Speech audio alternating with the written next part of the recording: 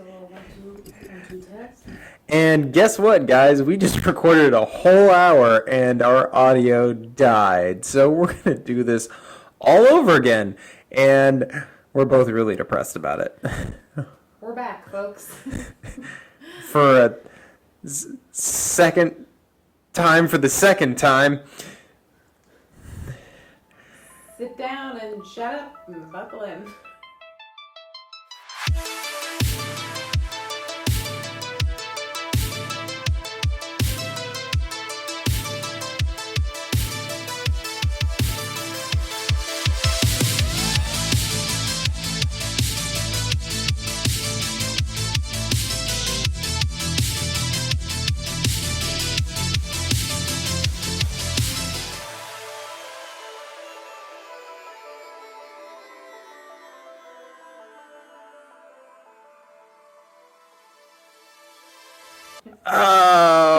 Welcome back to the Jony Horror Podcast. I am your host, Jony Horror. With me, just fucking dealing with the shit is...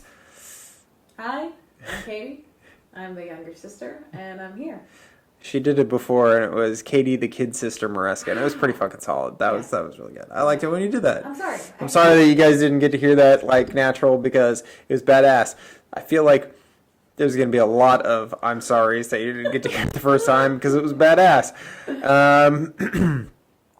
So we did this whole bit about if you would want to be in the water with the shark from Jaws, or in the spaceship with the alien from Alien, or if you wanted to fight Michael Myers or Jason Voorhees, and what your favorite Halloween candy was. And you know what?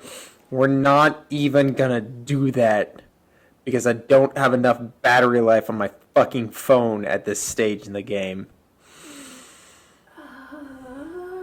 Needless to say, we would do the Alien, we would do Michael Myers, and the best Halloween candy is the pumpkin candy corn. So there was a whole bit about cocaine that was fucking hilarious. God, it was great. Sorry, you guys didn't get to hear that. Okay, moving forward. In our last episode, we talked about The Exorcist III, our likes, our dislikes, and a little bit of the behind the scenes of the film, including the turbulations with William Peter Blatty and the studio as him wanting to have a different ending than what the studio wanted. He wanted something that was a little bit more subdued, and the studio insisted on having an Exorcist themed ending with an exorcism. And seeing how that was an Exorcist movie, it's kind of hard to argue with what the studio was going for. So with that in mind, we're going to talk a little bit about the movie's release and how things ended up playing out for this film. So, The Exorcist III was first released in 1989 in the European market, and then opened in about 1,300 theaters in the United States in August of 1990. Unlike its predecessors, it was distributed by 20th Century Fox instead of Warner Brothers.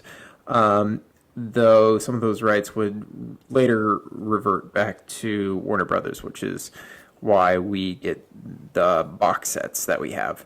The film was released only a month before the parody Repossessed, starring Linda Blair, who, if any of you guys know, is also in the original Exorcist and plays Reagan. And Leslie Nielsen from Naked Gun fame. Blair claimed that The Exorcist III was released ahead of Repossessed, hijacking the latter's publicity and forcing the comedy to be released a month later than originally intended. If you guys are watching this right now and seeing Katie look at me very angrily, it's because in the original recording she was doing this reading and doing a very good job of it, and she's like, why the fuck are you taking over my reading responsibilities? And it is simply because as I previously stated, I have like 30% on my phone as of the starting of this recording. God knows where it's at now, and I am just blowing through this fucking shit. So, Also, I don't know how to read. It's very hard for me. it was hard for both of us. I feel like I sobered up real quick, and I realized that we did not get the audio from our last recording. So, Anyway. oh, God. I need another shot. Go get the whiskey. I'm serious. Go get it quick. All right. Grab the tequila, Do too. you actually want me to go? I want you to go. It's a Jameson Black. It's going to be on the shelf in the back, left-hand side. All right. I need it. Okay. So, the critical response for this film. As of March 2021, the review aggregate website Rotten Tomatoes reported that 59% of critics gave the film a positive write-up based on 41 reviews. And that's fucking bullshit. It's horseshit. And I want to dick slap them all.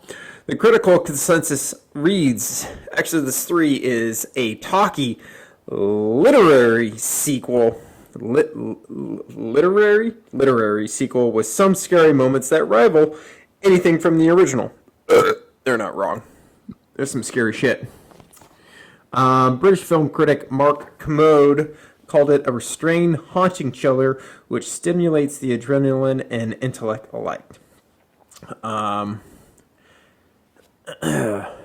And New York Times reviewer Vincent Canby said Exorcist III is better and funnier intentionally than either of its predecessors.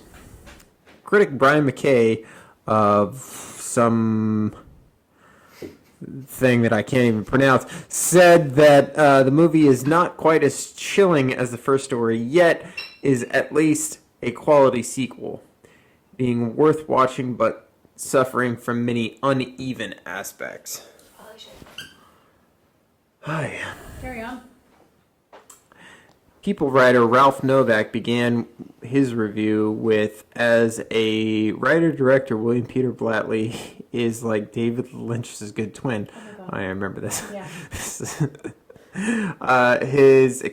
He is eccentric, original, funny, and daring, but also has a sense of taste, pace, and restraint, which is by way of saying that this is the shrewdest, wittiest, most intense, and most satisfying one of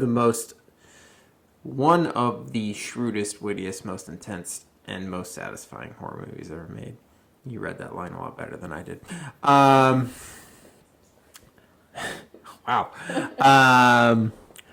Owen Gleiberman. Oh. Son of a bitch. Lieberman. That was a good bit. God, now I'm just angry. I'm so angry. It's going south. Here, you read. Taking a shot. Here we go. Mr. Gaberman. All right. Gleiberman. I'm so sad. Owen Gleiberman of Entertainment Weekly wrote, if Part 2 sequels are generally disappointing, Part 3s are often much, much worse. It can seem as if nothing is going on in them. If nothing is going on in them except dim murmurings about the original movie. Murmurings that mostly remind you of what isn't being delivered. He additionally labeled The Exorcist III as an ash gray disaster that has the feel of a nightmare catechism lesson. Catechism lesson. Yeah, no, that's a word. Shut up. Or a horror movie made by a depressed monk. Let's talk about depressed monks really quick. Let's talk about depressed monks really quick. All right, let's go. Do you think there is a monk out there that isn't depressed? Like, you've given up sex for a man in the sky. And you've shaved your head. Yeah, like a weird shave. Like, you didn't even shave it all. Like, you've intentionally given yourself the worst haircut any man could ever rep. I mean, like, a mullet has sexiness, but this fucking wraparound, hair to the sides, no hair down the middle. If you are a man who is going bald, I do not care what shape your head is. if you keep the hair on the sides of your head, you are a fool, and everyone is laughing at you. Just shave it. Shave it all. I don't give a fuck. Maybe it's the whiskey talking. But get your head out of your ass. We didn't have this the first time around. I read this and you had nothing to comment. I thought about depressed monks. I'm not going to lie. I definitely thought about depressed monks. Continue, please. I think a mullet at least exudes some There's confidence. There's something there. Yeah. That haircut, whatever it's called, the monk, we'll just call it the monk. Limp dick. It's limp dick, you know? It's like clammy limp dick. It's like a guy who can't see his penis over his stomach if he's looking down. That's what it is. Ooh, so you got... Am I wrong? You're not wrong. Thank you. Alright. Anyway, so we left off at depressed monk. I fucking hate that we have to be back here. Yeah, I'm pretty angry about this too. Okay. I'm gonna take a drink. Alright. In the British magazine Empire, film critic Kim Newman claimed that the major fault in The Exorcist III is the House of Cards plot that is constantly collapsing. I don't appreciate that. Kevin Thomas of the Los Angeles Times called The Exorcist III a handsome, classy art film, which kind of goes hand in hand with like the David Lynch comment from earlier. That doesn't completely work out, but offers much more than countless less ambitious films. Also kind of goes with the David Lynch reference. Audiences surveyed by the CinemaScore gave the film a grade C on a scale from A to F.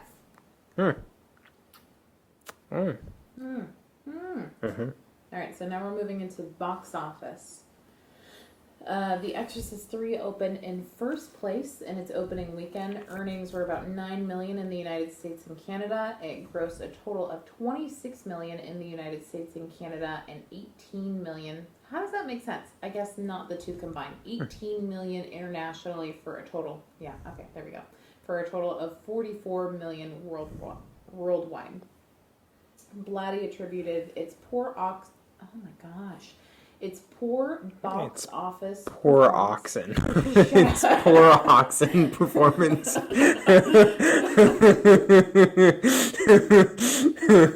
Sorry. I'll stop.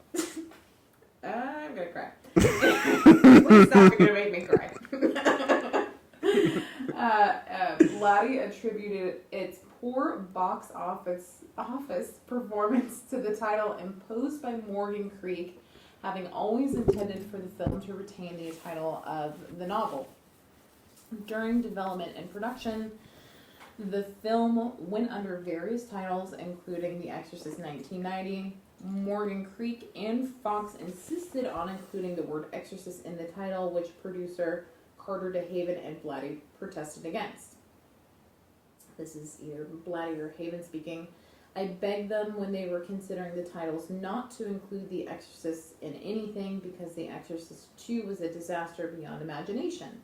You can't call it The Exorcist III, people will shun the box office. But they went and named it Exorcist III. They then called me after the third week when we were beginning to fade at the box office. And they said, we'll tell you the reason. It's going to hurt. You're not going to like it. The reason is The Exorcist II. I couldn't believe it. They had total amnesia about my warnings. And then we move into awards and nominations. In 1991, the film won a Saturn Award from the Academy of Science Fiction, Fantasy, and Horror Films USA for Best Writing, and that was for William Peter Blatty. And was nominated for Best Supporting Actor, and that was for Dorff, which is the Gemini Killer. Best Horror Film, George C. Scott was also nominated for a Golden Raspberry Award for Worst Actor, but lost to Andrew Dice Clay for The Adventures of Ford Fairlane. Yeah, I feel like we didn't really talk about how fucked that is, because George C. Scott delivers what I consider an amazing performance in this film. And to be nominated for a Golden Raspberry for it, I'm like, what? Like, what? Did you guys just, like, was 1990 just filled with the greatest performances in fucking mankind's history that, like, you're like, you know what? George C. Scott, Academy Award winner, just not hitting the high notes in this film, just like, you know, very natural, very believable, great chemistry with his co-stars, you know, able to have a range of motion at the drop of a hat, and you know what? No, that's. Yeah, you know. It's a little rude. I don't appreciate it personally. If I had to tag a phrase to it, it would be hot fucking garbage. That's one big pile of shit.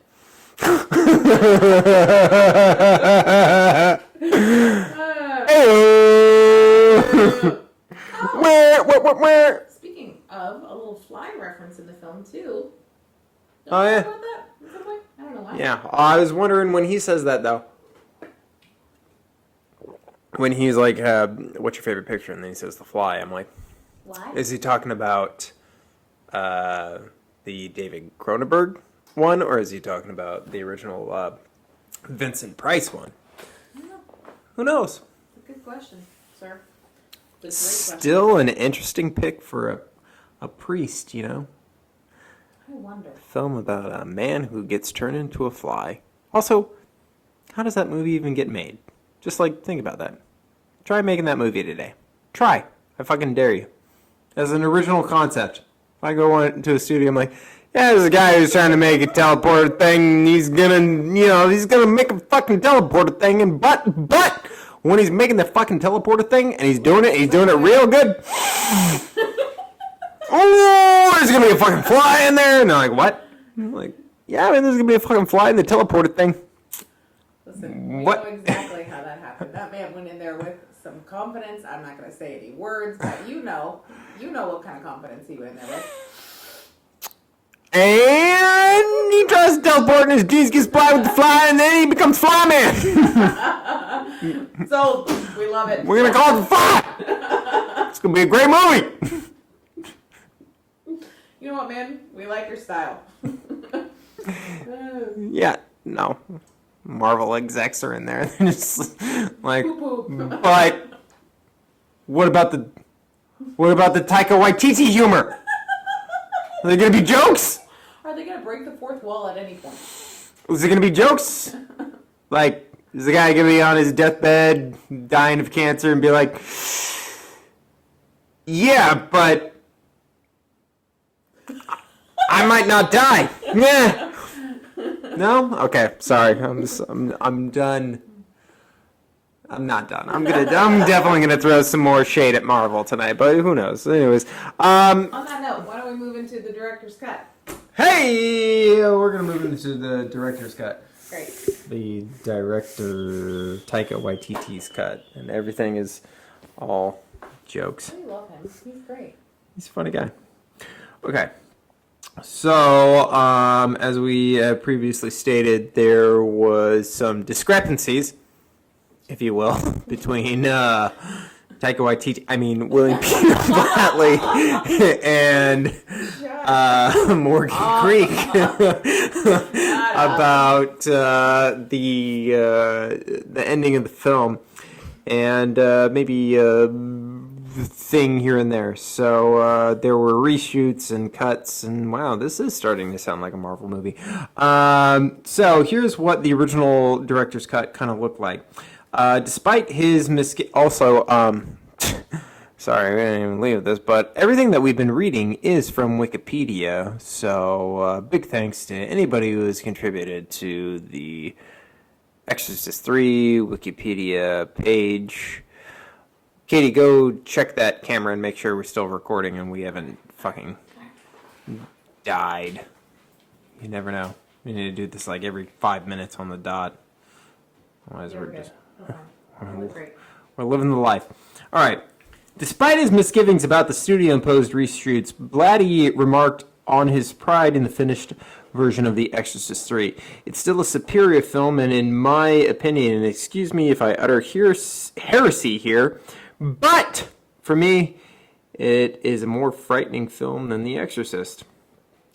Blatty, I think I've been saying Blatty? Blatley. I don't know.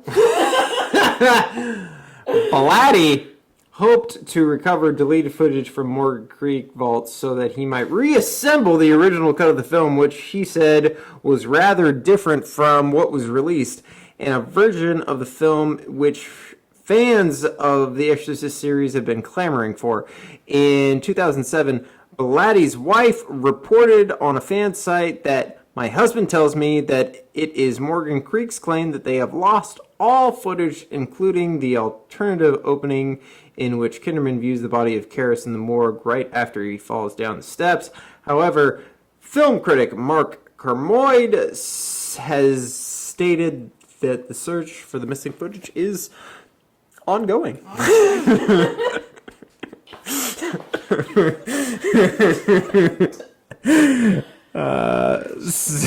Some lobby cards and stills show few deleted scenes from Blatty's original cut of the film.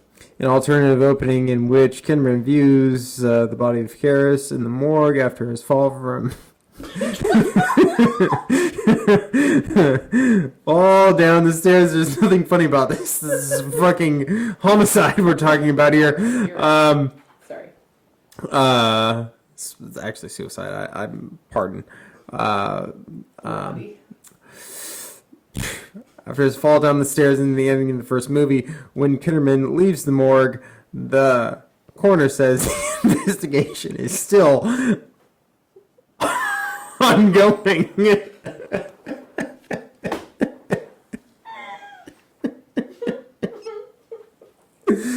No, but seriously, this is a cool bit. Kinderman leaves the morgue, and the heart monitor shows the signs of life from the body of Karras.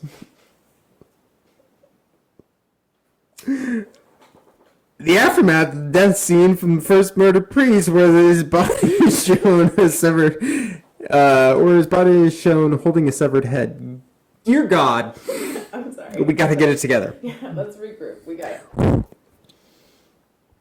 A longer version of the scene where Kinderman talks to the priest about the murders. Oh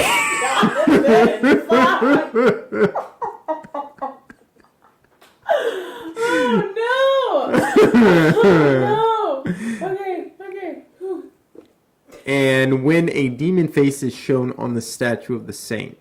Originally, an unseen intruder cuts the statue's head and places a knife in its hand. The exhumation of Damien Karras' body in the Jesuit cemetery. Later, it is discovered that the dead body is actually Brother Fane, a Jesuit who was tending to Karras' body and who disappeared 15 years ago. Although the scene is deleted, parts of it are used in the ending where patient X/Karras' body is buried. And we mentioned that the final shot of the film, the final shot of the film is that scene. Where they're standing over his grave. Blatty's original cut did not have Jason Miller as Karras or Patient X in it, and had a different isolation cell for scenes in which Kinderman talked to Patient X/Gemini. Some promotional photos show Patient X and Kinderman talking in the original cell. I think it's crazy that they didn't have Jason Miller in it to begin with. That would just seem so weird to me, because it almost seems essential to have him in there as Karras, you know. Yeah. The new exorcism ending that Blatty had to film also had a small part deleted in which Karras/Patient X is morphing into many other faces. Yeah. One theatrical trailer shows this deleted scene. And if I can find that on the internet, I will add it into the description.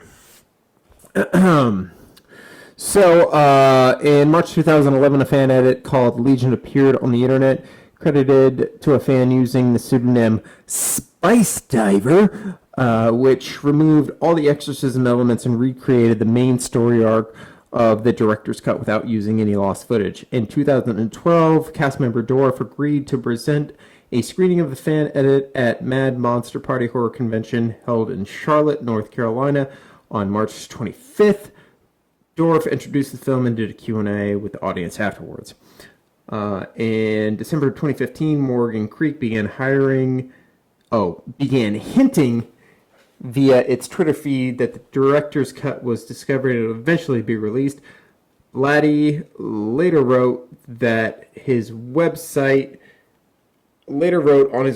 that Morgan Creek was planning an investigation that was ongoing. On October 25th, 2016, Scream Factory released two-disc collector's edition, of the film, including the supposedly lost footage. The website states, "We know that the biggest question you might have is, will there be a director's cut of the film?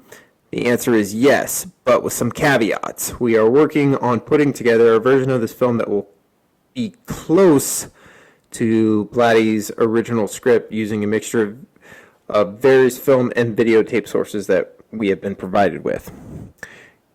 In speaking to the process of creating the Legion director's cut, Blu-ray producer Cliff McMillan explains further as to the journey to get there and the outcome. "We conducted an exhaustive search through a palette of film assets from the original shoot to recreate William Peter Blatty's Blatty's. I don't know why I keep on saying Blatty's. That extra L code. I don't know. Fucking 4 shots of Jameson and 5 goddamn Angry Orchards, probably. All things considered, all of that and just 1 extra L, that's not bad. Yeah, you're right. Unfortunately, the footage has been lost to time. To that end, we turned to the VHS tapes of the film's dailies to assemble the director's cut. However, even some of that footage was incomplete, so scenes from theatrical reshoots were used to fill in the gaps. The director's cut is a composite of varying footage quality from the best available sources. All right. Read the legacy. All right, here we go. Alright, so, for Legacy, the film became, you read this last time. So, for Legacy, the film became a focal point for the trial of serial killer Jeffrey Dahmer. Detectives testified that Dahmer claimed to identify with the Gemini killer and would play the film for some of his victims before killing them. Dahmer's final attempted victim, Tracy Edwards, testified that Dahmer would rock back and forth. Dominer. Shut up. Hey, shut up. Well, Blatley and Dominer. Jeffrey Dahmer. So, Cleaverman! Mr. Dominer would rock back and forth while I'm choking on my own spit, while chanting at various times, and that he especially enjoyed a sequence with a possessed Karis. I don't know why I've forgotten how to pronounce all that. Karis. It's Karis. I know. Okay, Karis. Dahmer went so far as to purchase yellow contact lenses to more resemble Miller, as well as to emulate another film character he admired, Emperor Palpatine from Return of the Jedi. Now, we talked about this before, that there is a character in the film that is not Karis that is emulating Emperor Palpatine, and it is Father Morning towards the end of the film. Like, he kind of starts out with this great very boisterous voice of, Yeah. "The Lord will smite thee, you evil demon, and then you will burn in hell, and you will do it." You and I, while watching this, and unknowingly made a joke. We were like, that kind of sounds like fucking Palpatine. It was just kind of like we both like. I've watched this movie so many times, and every time he does it, I'm like, who the fuck does he sound like? And tonight it just hit me. I was like, oh my god, that's fucking Palpatine right there. This is fucking Emperor. He's gonna take over the whole galaxy. You guys gotta watch out. And then you're all of a sudden you're rooting for Pazuzu and the Gemini Killer. No, fucking kill the Emperor. He's gonna kill so many people. Just do it. What you guys are doing is fucking peanuts compared to what he's gonna fucking do. Not from a Jedi.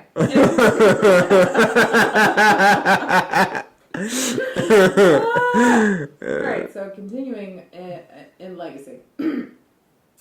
The book titled The Evolution of William Peter Blatty. I think you mean Blatley. I think I fucking know. It's Blatty. So. Okay, Dominer. Dominator. Whatever the fuck his name was. Potato. Okay.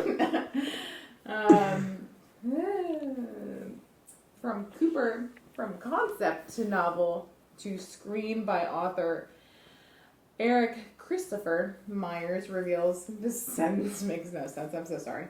The whole story behind the film's development and has never before seen images, the original script, studio notes, various draft of the story as it has evolved, and interviews with Blatty, Dorif, and Kermode Carpenter.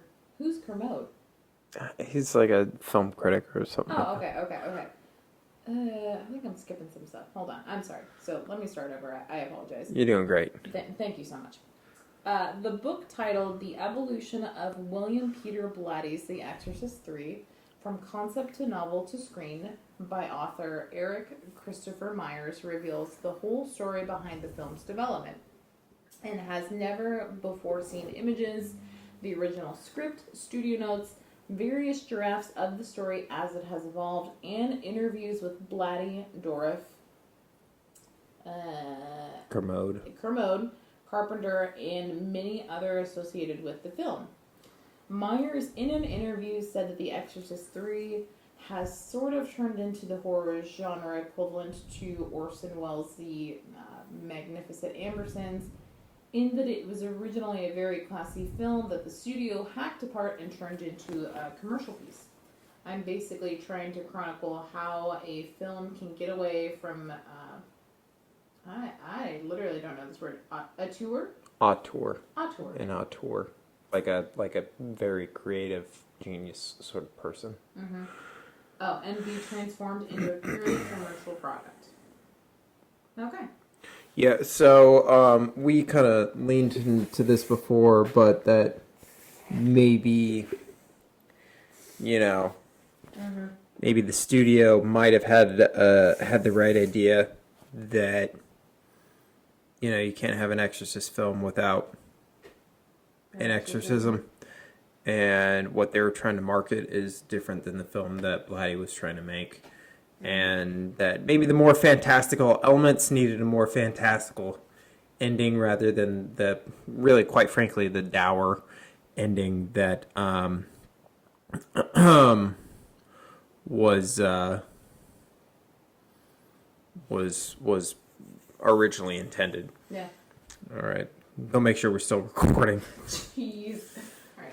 This is going great. We're Listen, living on a hope and a prayer over here. Nothing but professional over here. We're doing great. Cool. I'm all about it. All right, so we're just going to touch on some of the original elements from the novel, and then we are going to wrap up with our final thoughts. So, the original novel. The story opens with the discovery of a 12-year-old boy who has been murdered and crucified on a pair of rowing oars Kinderman already sees that the boy is mutilated in a way identical to the victims of a serial killer known as the Gemini Killer, who is apparently shot to death by police 12 years previously while climbing the Golden Gate Bridge in San Francisco. A priest is later murdered in a confessional, once again bearing the mutilations distinctive of the apparently deceased killer.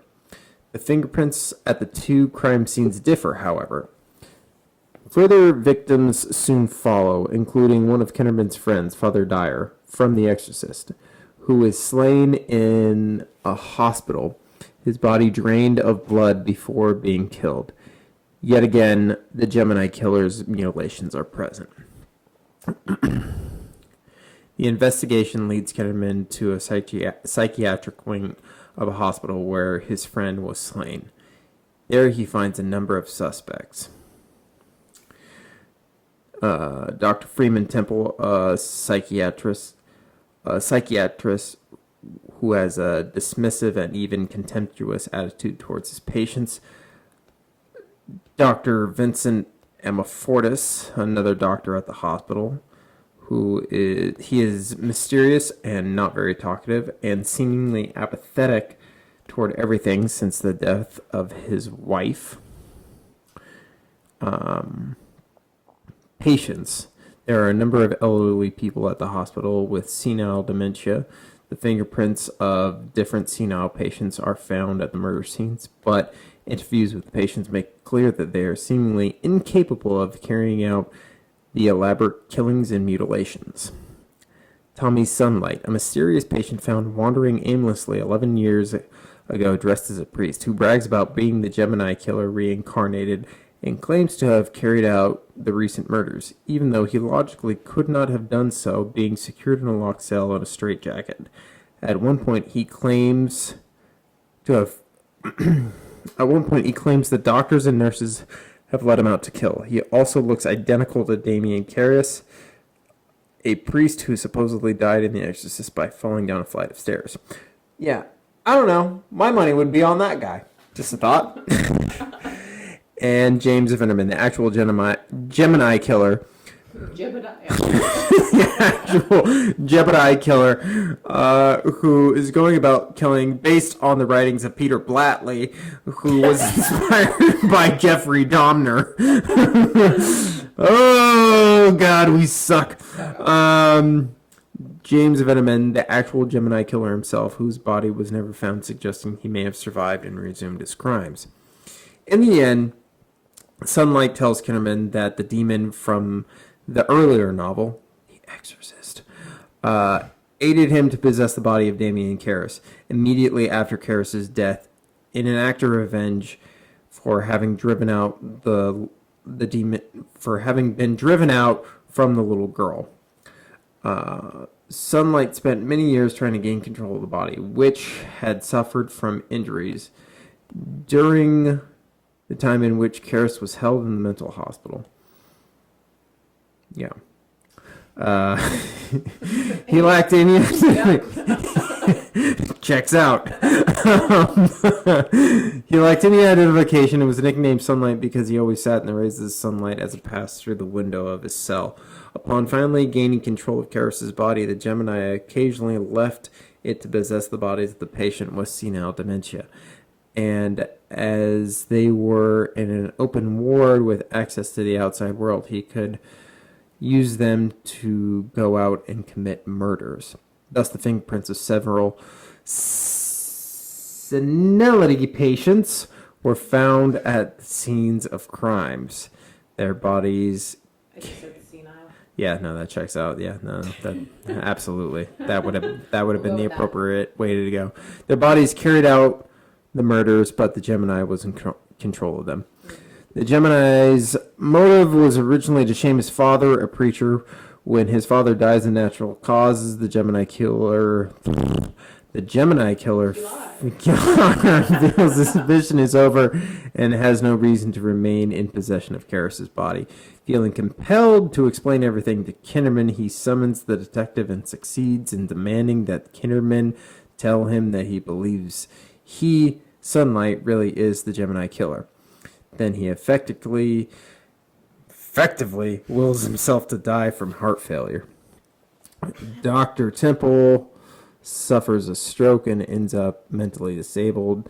Dr. Amfortis dies in a home accident after being repeatedly terrorized by a possible doppelganger of himself, although he was terminally ill in any case from a disease that he refused to treat so he could join his deceased wife. God, what a dumb character. So glad they left him out. The final chapter of the novel, an epilogue, has Kinderman at a burger joint with his faithful partner Atkins. Kinderman explains to Atkins his thoughts and musings on the whole case and how it relates to his problem of the concept of evil. Kinderman ends by concluding that he believes the Big Bang was Lucifer falling from heaven and that the entire universe, including humanity, are the broken parts of Lucifer, and that evolution is the process of Lucifer putting himself back together as an angel. That was the part that I was like, wow. Yeah.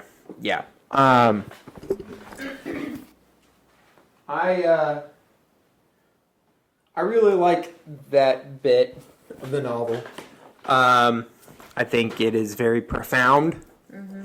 And, you know, you could have even had that at the end of this movie. There's no reason you couldn't have had that. Absolutely not. You could have had that little monologue there in a burger joint. And it still Would have carried. I think it might have been a little bit better than the actual epilogue. Kind of abrupt. It's very abrupt. Yeah. I think that would have really sold it. Yeah. Really kind of punched up this ending. But as it stands, the ending that we got is a little bit more fantastical, maybe a little less downtrodden, as it were.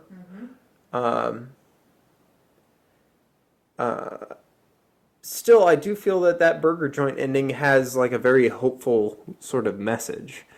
I think it ties everything together really well. I think that would have been. I think if you had just filmed that, if you had done that in your reshoots, that would have sealed the deal. But yeah. All that said, final thoughts on the film. What do you got for me? Do we want to do on a scale of 1 to 10 kind of thing? Is that what we want to shoot for? Yeah. If you have anything that you kind of like want to wrap up with, and then you can give me your ranking. Yeah. I was genuinely very surprised by this. I think I said in the beginning, like, this is not the kind of thing that I would have gone out of my way to watch. And I think kind of on the topic earlier about like the hashing between the studio and what Blatley originally wanted. I think it was a nice compromise between the two. You know, I think as a film goer, I probably would have been expecting to see an exorcism, so I think it probably was a good compromise. It was a good way to make both parties happy. Yeah. So, what's your final ranking? Ranking would be 7.5 to 8. I was pretty happy with it. I thought it was pretty solid. Yeah, I'm not far off. I think I agree with everything that you're saying. I think we both agree that what the studio and what Laddie wanted, we kind of ended up with a happy medium. Yeah. I do feel that, as I've stated before, that some of the more quick-witted dialogue up front and the more drawn-out dialogue in the end kind of is a little abrasive to the average moviegoer. A lot of talking towards the end of the film, and maybe just some inconsistencies, maybe tonally and just pacing-wise, that could be dialed in to make more straightforward, clear horror movie. That being said, it is very much in keeping with the tone and the feel of the original Exorcist, and in my opinion, is the only true sequel to the original Exorcist film. So I think I'm right there with you. I'm at a 7.5. And this movie really does get better with age for me. So next time, you talk to me, it could be that firm 8 out of 10. I have a lot of fun watching this, and it was really fun showing it to you. I think that's going to be a solid 7.5 for the Johnny Horror Podcast on The Exorcist 3. And I think that's going to about do it for this episode. I got to say thank you to my guest. I appreciate you being here, and even more so because we had to do this a second time. So it means a lot to me that you stuck it out and that you did it. And we still managed to have fun even on this second go around. So thank you for being a part of this. Yeah. I am your host, Johnny Horror. You can find me on Instagram at The Johnny Horror Show, and on Instagram at The Johnny Horror World, and on Twitter and YouTube at The Johnny Horror Show, where I do reviews and podcasts and all this other fucking bullshit. So thank you guys so much for listening. If you made it this far, we appreciate you. Happy Halloween. This is Johnny Horror and Kid Sister Katie. Thank you very much for having me. I very much appreciate you having me on. It's been a pleasure. hell yeah. And we'll see you sons of bitches on the flip side. Have a great night, guys.